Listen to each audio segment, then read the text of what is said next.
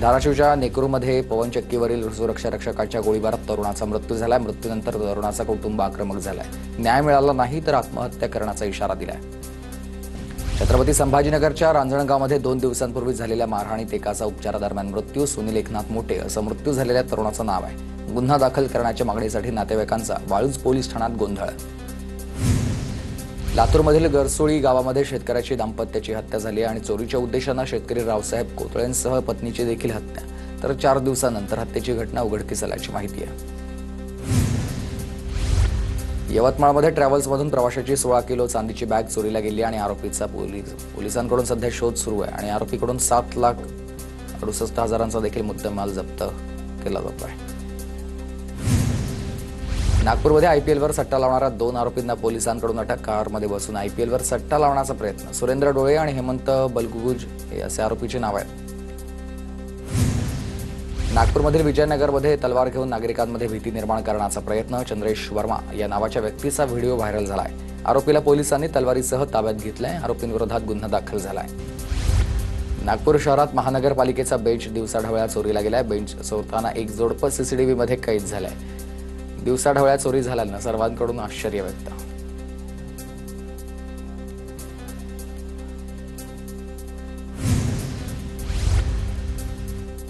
तर नागपूरमध्ये पाणी पुरवठा करणाऱ्या OCW कंपनी विरोधात ठाकरेंच्या शिवसेनेचं आंदोलन।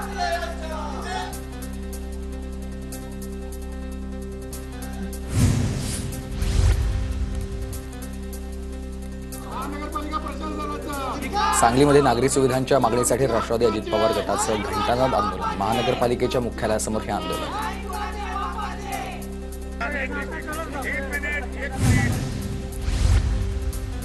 मुंबई गोवा महामार्गाच्या कामामध्ये होणाऱ्या गलथान कारभारावरून रत्नागिरीत ठाकरे गट आक्रमक झालाय। कामांसंदर्भात माहिती देण्यासाठी बोलावलेल्या बैठकीत ठाकरे गटाच्या पदाधिकाऱ्यांनी तहसीलदारांना धारेवर धरलंय।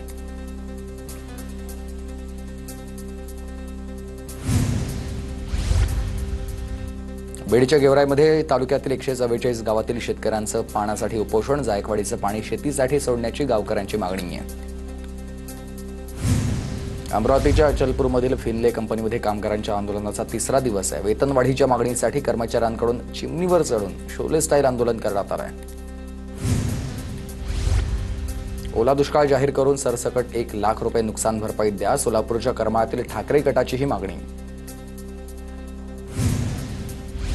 राज्यात पावसामुळे 40,949 हेक्टर क्षेत्राचं नुकसान झालंय। काढणीला आलेला उन्हाळी कांदा, बाजरी, मका तसंच भाजीपाल्याचं नुकसान झालंय। कृषी विभागाकडून शेती पिकांच्या नुकसानीचे पंचनामे आता सुरू झाले।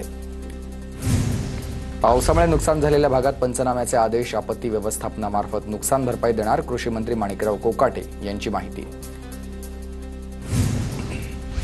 धाराशिव, कळंब, तुळजापूर परिसरात पावसाची जोरदार बॅटिंग।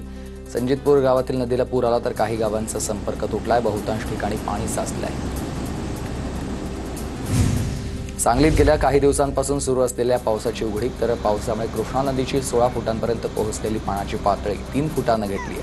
5 बंधारे अजूनही पाण्याखाली आहेत। बीडच्या आष्टी तालुक्यातल्या धामणगावमध्ये पावसामुळे शेतकऱ्याचं टोमॅटो, कांदा, डाळिंब बागेचं नुकसान झालं। शेतकरी भाऊसाहेब लोखंडे यांचं 12 लाख रुपयांचं नुकसान तर पंचनामे करून नुकसान भरपाई देण्याची मागणी होत्या। बीडच्या आष्टी धामणगावमध्ये राजकुमार चौधरी यांच्या केळी आणि संत्रा बागेचं पावसामुळे नुकसान झालेलं आहे। करमाळ्यात पावसानं टोमॅटो उत्पादक शेतकऱ्यांचं नुकसान। शेतकऱ्यांचं 35 लाख रुपयांचं नुकसान आणि पंचनामे करून नुकसान भरपाई देण्याची मागणी होते। सोलापूरमध्ये झालेल्या मुसळधार पावसाचा बागायती शेतीला फटका बसलाय। बार्शीमधील सौंदर्य गावात ड्रॅगन फ्रूट शेतीचं नुकसान झालंय। ड्रॅगन फ्रूटच्या आणि 700 ड्रॅगन फ्रूटच्या झाडांवर पावसाचा परिणाम झालाय। बुलढाण्यात मेहकर तालुक्यातल्या ब्रह्मपुरी शिवारात पावसामुळे शेती पिकांचं नुकसान। मागच्या 15 दिवसांपासून वादळी वाऱ्यासह अवकाळी पाऊस बरसतोय आणि नुकसान भरपाई देण्याची आता शेतकरी त्यामुळे मागणी करतात। नागपूरच्या नरखेड आणि काटोलमध्ये पावसामुळे संत्रा पिकांचं नुकसान। आंब्याची बागही वाऱ्यामुळे कोलमडली आणि लवकरात लवकर नुकसान भरपाई देण्याची शेतकऱ्यांची मागणी आहे। पुणे जिल्ह्यात झालेल्या पावसानं कांदा पिकाचं मोठं नुकसान। कांदा सडल्यानं शेतकऱ्यांना अश्रू अनावर। कांद्याच्या भोवती तळ साचलंय।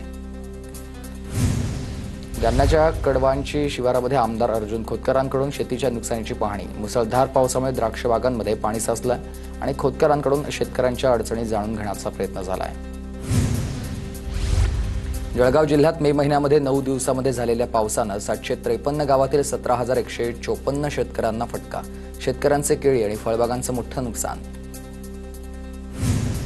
कोल्हापूरच्या इचलकरंजीमध्ये पावसामुळे शेतीचं मोठं नुकसान. पावसामुळे केळी, भेंडी, वांगी, ज्वारी या आंतरपिकाला मोठा फटका.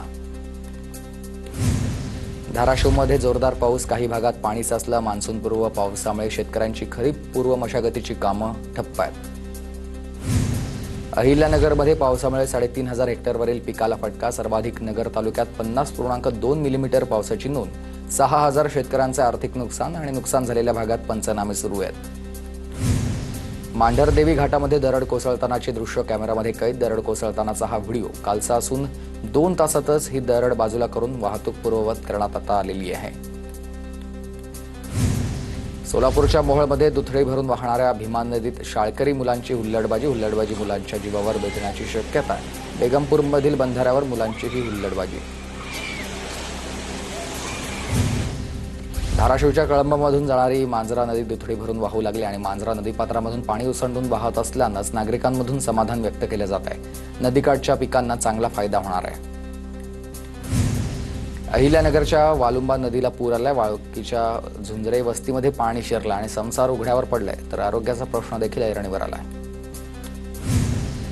अहिल्यानगरमध्ये झालेल्या पावसामुळे सीना धरण 70% भरलंय. पावसामुळे शेतामध्ये पाणी तुंबल्यानं महिनाभर पेरण्या खोळंबल्यात. जळगावच्या चाळीसगावमध्ये गिरणा धरणामध्ये केवळ 22% जलसाठा शिल्लक आहे. धरणातील 7 आवर्तनांनंतर 80% जलसाठा कमी झालाय.